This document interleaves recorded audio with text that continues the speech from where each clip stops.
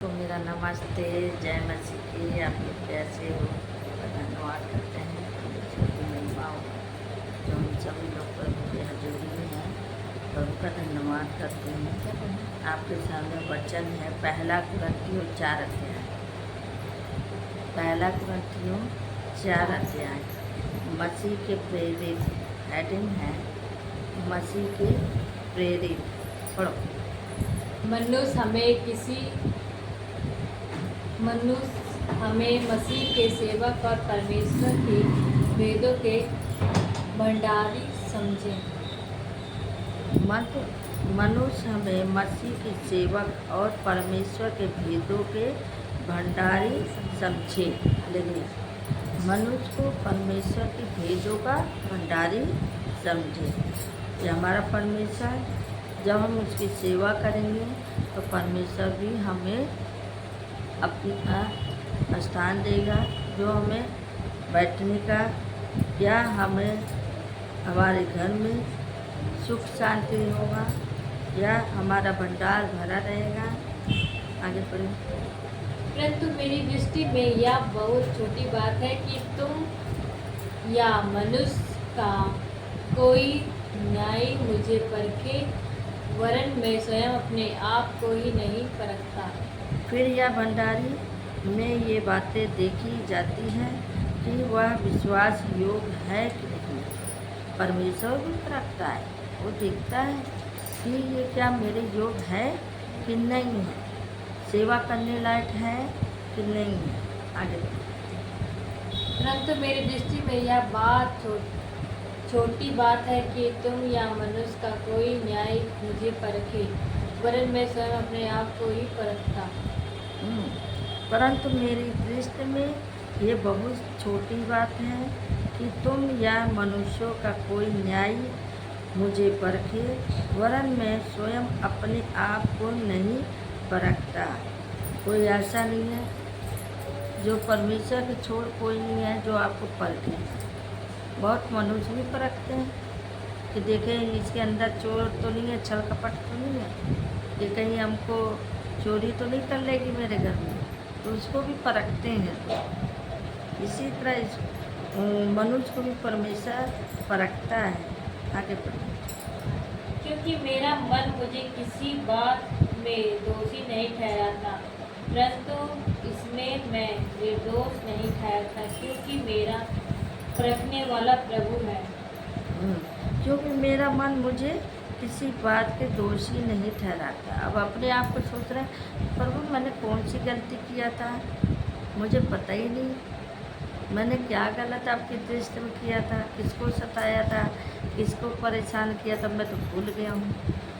अब प्रभु से ऐसी बातें कह रहा हूँ कि प्रभु मैं निर्दोष हूँ या आपकी दृष्टि में मैं पापी हूँ, या मुझे प्रभु तो परख और जाँच ले। आगे बढ़िए। इसलिए जब तक प्रभु न आए उस समय से पहले किसी बात का न्याय न करो। वही अंधकार की छिपी बातें ज्योति में दिखाएगी और मन के अभिप्रायों को प्रकट करेगा। तब परमेश्वर की ओर से हर एक की प्रशंसा होगी।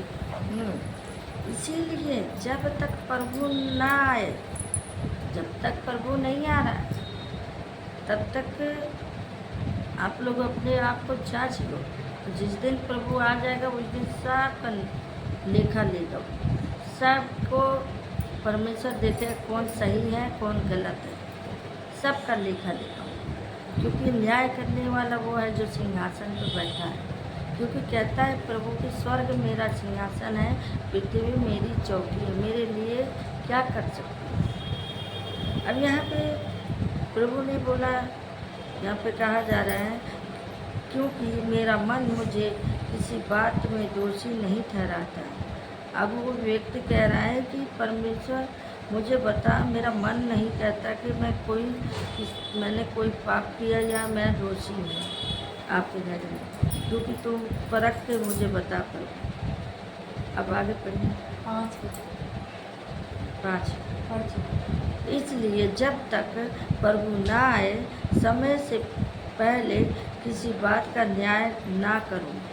जब तक प्रभु ना आए तब तक किसी बात का न्याय नहीं कर सकते। जैसे बहुत लोग कहते हैं, सफाई देते कि ये दोषी हम सही हैं, तो तुम कौन होते न्याय करने वाले? तो तब तक न्याय ना करें। वही अंधकार की छिपी हुई बातें ज्योति में दिखाएगा और मानव के अभिप्रायों को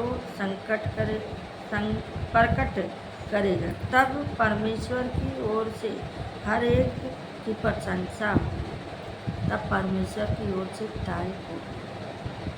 जो छिपी हुई गुप्त की बातें हैं ओपन हो जाएगी, खुल जाएगी। आपने चाहे गुप्त में काम किया है, चाहे बाहर किया है, लेकिन परमेश्वर की नज़रों में छुपा नहीं रहेगा। जो दोषी है तो दोषी होगा, जो निर्दोष है वो निर्दोष ठहरेगा। आगे पढ़ो।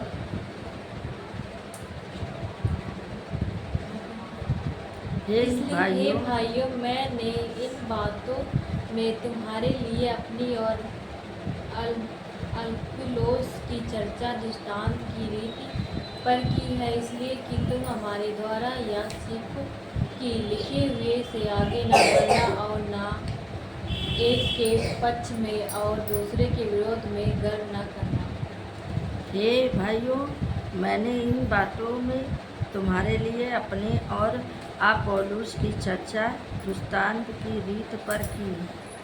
मैंने अपने लिए भी चर्चा की है, आपके लिए भी चर्चा किया, आपको बताया कि देखो परमेश्वर निर्दोष दोषी ठहराने वाला है। परमेश्वर किसी को पक्षपात नहीं करता। परमेश्वर हर किसी का लेखा लेगा। ये नहीं कि उनका पाप का मैं उनको माफ़ कर देगा, सबका लेखा देगा। आगे बढ़ो। क्योंकि मुझ में और दूसरे में कौन भेद करता है, और तेरे पास क्या है जो तूने दूसरे से नहीं पाया, और जब कि तूने दूसरे से पाया है तो ऐसा घमंड क्यों करता है कि मानो नहीं पाया। हाँ, क्योंकि तुझ में और दूसरे में कौन भेद है, भेद करता है। तुम्हारे में हमारे में कौन भेद कर सकता है? कोई भेद कर सकता है? और तेरे पास क्या है जो तूने दूसरे से नहीं पाया? तेरे पास क्या है? क्या तू किसी से पाया है? नहीं पाया, दूसरे से नहीं पाया। और जब कि तूने दूसरे से पाया है तो ऐसा घमंड क्यों करता है कि मानो नहीं पाया? ऐसा घमंड क्यों करते हो कि मानो नहीं पाया? आगे बढ़ो। तुम तो तृप्त हो चुके, तुम धनी हो चुके, तुमने हमारे बिना राज किया, परंतु भला होता कि तुम राज करते, कि हम भी तुम्हारे साथ राज करते। तुम तो तिरित्र हो चुके, तुम धनी हो, तुम तिरित्र हो चुके, तुम धनी हो, तुमने हमारे बिना राज किया। प्रभु कहता है तुम धनी हो, तुम हमारे बिना राज किया, परंतु भला होता कि तुम राज करते, कि हम भी तुम्हारे साथ भी राज करते। तुम राज करते, हमारे साथ तुम भी राज करते, है ना? आगे बढ़ो। मेरी समझ में परमेश्वर ने हम प्रेरित को सब के बाद उन लोगों के समान ठहराया है जिनकी मृत्यु की आज्ञा हो चुकी है, क्योंकि हम जगत और स्वर्गदूत के मनुष्यों के लिए एक तमाशा ठहरे हैं। मेरी समझ में परमेश्वर ने हमें प्रेरितों को सब के बाद उन लोगों के समान ठहराया। हमारी समझ में तो परमेश्वर सभी से प्रेम करता है, चाहे हम हो चाहे आप हो। अब यहाँ पे कहता है क्योंकि मृत्यु की आज्ञा हो चुकी है। अब यहाँ पे मृत्यु की आज्ञा हो चुकी है क्योंकि हम जगत और स्वर्गदूतों और मनुष्यों के लिए एक तमाशा ठहरे हैं। किसके साथ? एक स्वर्गदूतों के साथ और मनुष्यों के साथ। हालेलुया। आगे बढ़ो। हम मसीह के लिए मूर्ख हैं, परंतु तुम मसीह में बुद्धिमान हो। हम निर्बल हैं, परंतु तुम बलवान हो। तुम हम आदर पाते हो परंतु हम निरादर होते हैं। हम मसीह के लिए मूर्ख हैं, हम मसीह के लिए मूर्ख हैं, परंतु तुम मसीह में बुद्धिमान हो। हम मसीह में मूर्ख हैं, तुम मसीह में बुद्धिमान हो। हम निर्बल हैं परंतु तुम बलवान हो। तुम आदर पाते हो, हम निरंतर होता रहता है परंतु हमारा निरादर होता रहता है। हम इस घमंडी तक मूर्ख, प्यासे और नंगे हैं और घूसे खाते हैं और मार खाते हैं, फिरते हैं। यहाँ पे कहता है और अपने हाथों से काम करके परिश्रम करते हैं। लोग हमें बुरा कहते हैं, हम आशीष देते हैं। हमें सताते हैं, हम सहते हैं। हालेलुया। बहुत से लोग आपको बुरा भी कहते हैं, आपको सताते भी हैं, आपको दुख भी देते हैं, लेकिन फिर भी हमें क्या करना है? उन्हें माफ़ करना है। वो लड़ाई करे तो हमें लड़ाई नहीं करना, हमें प्रार्थना करना चाहिए। आइए इस वचन को पढ़े जाने से प्रभु आशीष दे। जय मसीह।